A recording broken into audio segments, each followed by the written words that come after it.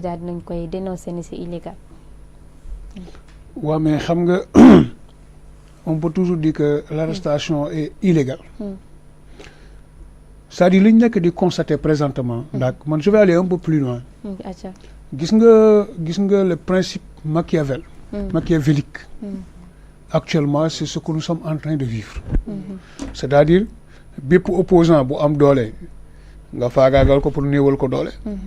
soo ko tëjulit jéem ko réduire au néant ba dootul nekkati tous. léegi nag fa nga xam ne foofu la ñu war a mun a waxee. mooy nos cadres d'expression mooy comme les médias par exemple. nga commencé di leen persécuter. yi boo leen mënul tëj fexe ba ñi fay wax te seen baat nekk ay baat yu audible ñu koy dégg fu ne. nga fexe ba ñooñu dootu ñu leen dégg. dëkk bi nag fi mu jëm baaxul. parce que dans un pays on ne doit pas refuser le contre-pouvoir. Effectivement. Parce que tey Abou Diallo ku ko xam ne c'est quelqu'un qui a ses principes. Il a toujours défendu des principes. léegi nag boo ñëw ci télé wala rajo ngay wax sa xalaat. àndoo ak nguur rek. procureur bi dootul seetaanati leneen lu xew ci Sénégal su dul rek yow moomu di wax naan nii àndoo ak nguur. parce que damay wax naan procureur moom dafa mel ni moom chaîne yi mu yor moom dafa branché juste chaîne yi nga xamante ne ni maanaam waa opposition bi ak yooyu. fi ñuy waxee rek moom foofu lay seetaan. parce que quelqu'un comme le docteur Diallo. maa mënumaa comprendre mu continuer toujours di wax.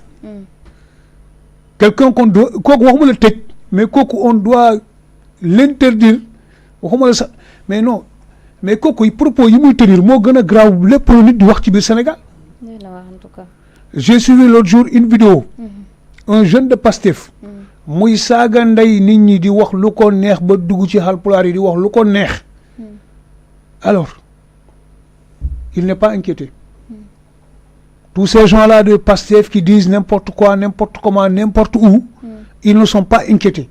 C'est des honnêtes citoyens qui ne disent que la vérité, qui ont choisi quand même d'être aux côtés des populations.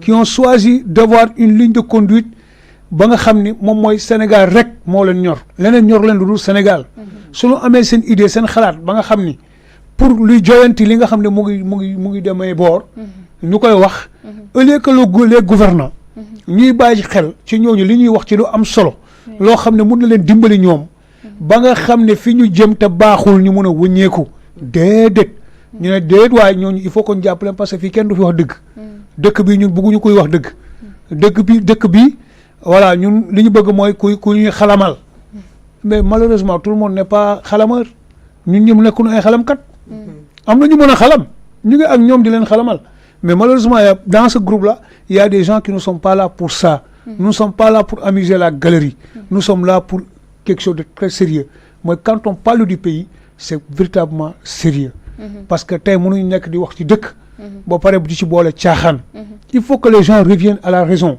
qu'ils sachent que effectivement revanche wala haine wala jalousie yooyu doxalul dëkk parce que jàmm boo ko buggee te doo doxal jàmm doo am jàmm gis nga fu ni ñu ngi bàyyi la affaire yi muy nekk benn ñaar ñett noonu gis nga day dem ba bari gis nga su baree ñoom dootuñ ci mën dara su boobaa leneen mooy xew leneen loolu nga xam ne ñoom ñaanuñu yàlla ma xew parce que tout le temps maa ngi leen dégg ñaan opposition bii ay tapette lañu ay ragal lañu ñoom ils ont créé leur parti Kantes.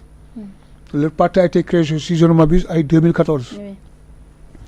Est-ce que 2014 était dangereux?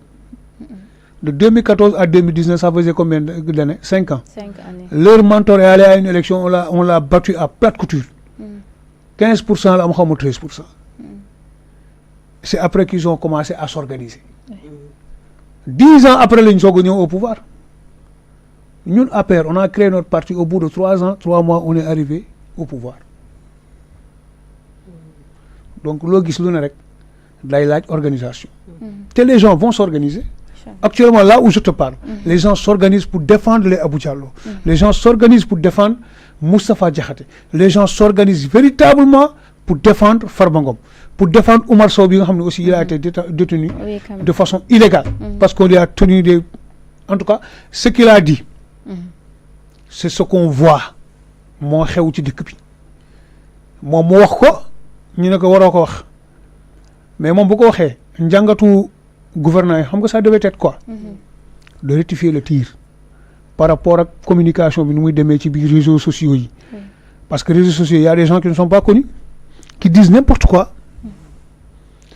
il se plaisant di def seen ay direct di wax lu leen neex mais comme Omar Sow il est connu te il dérange ils ont dit que non il a tenu des propos ethnicistes mais est-ce que maintenant dire que dinañ dem ba benn moment boo nee Haalpulaar la Sénégal sax day xam naa deli lay nekk parce que gis na ngay làkk pulaar Sénégal sax ñu ne la diw de dafa raciste pourtant boo nekkee làkk anglais bu normal ñu ne non ça ak dégg anglais comme si léegi moom anglais moo gën pulaar quoi fii Sénégal boo nekkee làkk allemand ñu ne non ça dégg allemand mais boo làkkee pulaar bu normal ngay wax ak sa mbokk sax ñu ne xool ko il est raciste non dama ne yooyu la ñu war a bàyyi man boo toogee fii ngay làkk séeréer wala joola wala leneen yaa xam ça ne me dérange pas du tout parce que boo waree wax ak man rek da nga wax ak man si ni ma mën a déggoo ak yow mais doo ñëw tax ak man mu leer na man dégguma séeréer nga may làkk séeréer kon waxtaanoo ak man léegi nag y a une langue de convergence mooy wolof ñu ñëpp ñu làkk ko mais nag quand une communauté se sent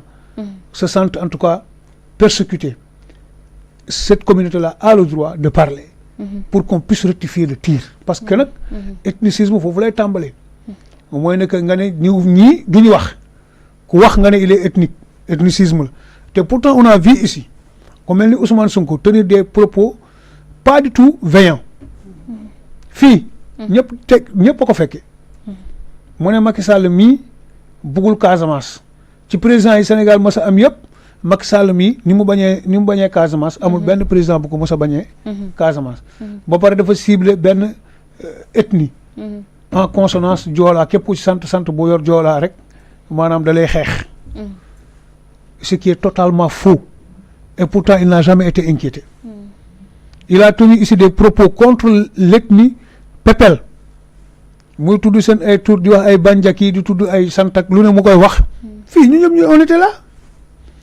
il n'a jamais été inquiété et pourtant ça plaît à ces gens-là aujourd'hui qui veulent qu'on enferme ku mel ni Omar Sow wala ku mel ni tey Abou Diallo je me dis que tout simplement nous allons vers une forfaiture nous allons vers une dictature qui ne dit pas son nom kor fii laa toog ma ne la nous sommes en train de créer benn Hitler fii ci biir Sénégal nous sommes en train de créer un Vladimir Poutine fii ci biir Sénégal parce que je me rappelle l'histoire de Vladimir Poutine avec Medvedev kii dafa nekk président après nekk premier ministre après nekk premier ministre nekkaat président xam naa noonu la bëgg a def ak sa waay jël réew mi di ko def yooyu kii tey bu nekkee premier ministre keneen bi ëllëgee nekk président de la République noonu la ñu bëgg a def mais nag je vous dis une chose Abou Diallo il n'a rien à faire en prison libérer Abou Diallo Abou Diallo sa place c'est dans les plateaux et d'éveiller les consciences Abou Diallo man xamee ma ko parti politique ñu ngi koy xeex parce que day jël ay positions yoo xam ne peut-être parfois ça n'arrange pas le régime mais nag il faut qu'il revienne à la raison qu'il sache que ñëpp du ñu ànd ak ñoom te ñëpp du ñu ànd ci li ñuy def te ñëpp également aussi du ñu seen ay militants du ñu aussi ay seen ay sympathisants am ñoo xam ne c'est des simples citoyens sénégalais qui disent que la vérité qui s'assoient dans des plateaux pour éveiller les gens wax leen effectivement fii réew mi jëm baaxul ne leen par exemple la dette intérieure dafa kawe par exemple la dette bi ñu ameel institution yi dafa kawe commission yi ñuy joxe par rapport yenn dettes yi ñuy am dafa bari kan lañ ko jox mais c'est-à-dire ñooñu ñooñu c'est des sentinelles de la démocratie ñooñu ils sont là pour dire aux gens effectivement que y a un problème dans le pays et il faut véritablement que nit ñi yeewu mun a comprendre effectivement que ni que lii mooy yoon bi ñu war a jël mooy yoon bu baax bi et que fii bu ñu ko nee dem ni ci àll bi lañ jëm plus que ñun ñuy gën a noppi ñuy gën a dugg ci àll bi parce que léeg-léeg bu nit di def loo xam ne amul ko ko ne hey bàyyil da yaakaar ni fu mu jëm baax na kon Abou Diallo on doit le libérer Omar Sow on doit le libérer Moustapha Diakhaté on doit le libérer Farba Ngom amul kenn ku ko war a sonal ci loo xam parce qu'il n'a jamais géré des deniers publics. dinañ ñëwaat ci yow ba tey ci mbiru